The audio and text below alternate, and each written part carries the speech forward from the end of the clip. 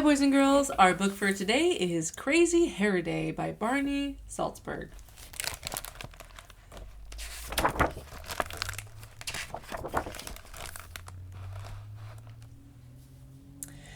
Stanley Birdbaum woke up early. Bald Eagle Elementary School was celebrating Crazy Hair Day, and Stanley couldn't wait. They had celebrated Pajama Day, Twin Day, and 60s Day. Stanley's favorite was Twin Day, because he and his best friend, Larry Finchfeather, had worn exactly the same thing. Stanley was ready. He had rubber bands, he had styling gel, and to make his hair perfect, Stanley had 2 cans of Halloween hairspray. Stanley's mother knew just what to do.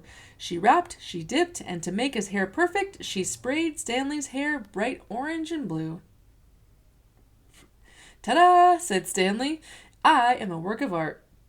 You are going to be late if you don't hurry," said his mother. Stanley rolled the rubber bands in his hair. He gently tapped the tops of his spikes. "This," he said, "is going to be a day I will never forget. I bet Larry Finchfeather and I will have the craziest hair in the whole school," Stanley thought. As he walked toward the classroom, he heard his teacher talking. "And remember," Mr. Winger said, "Crazy Hair Day is next Friday." Everyone stopped. Everyone stared. Stanley felt sick. Larry Finchfeather said, "Is that a hairdo or a hair don't?" Everyone laughed. Stanley ran to the bathroom. A few minutes later, Stanley heard someone come in. "It's me, Larry Finchfeather." "The Larry Finchfeather who just made fun of me in front of the whole class?" asked Stanley. "I was only teasing," said Larry. "Some days you tease me too much," said Stanley. "Mr. Winger said he wants me to try to be a peacemaker instead of a troublemaker," said Larry. "I'm supposed to bring you back to class." "I'm not going," said Stanley. "If you stay in here, you'll miss being in the class picture," said Larry. "I thought that was next Friday," said Stanley. "Crazy Hair Day is next Friday," Larry said. "Today is school picture day." Stanley rolled the rubber bands in his hair. He gently tapped the tops of his spikes. "This," he said, "is going to be a day I will never forget." Larry Finchfeather suggested that Stanley try washing his hair in the sink. "It won't help," said Stanley. "Halloween hair color lasts for days." "Well, it really doesn't matter. It's only your hair," Larry told him. "If you don't come out of here by the time math is over, I'm coming to get you. You can't stay here all day." It was very quiet after Larry Finchfeather left, and Stanley wondered if maybe he could spend all day in the bathroom.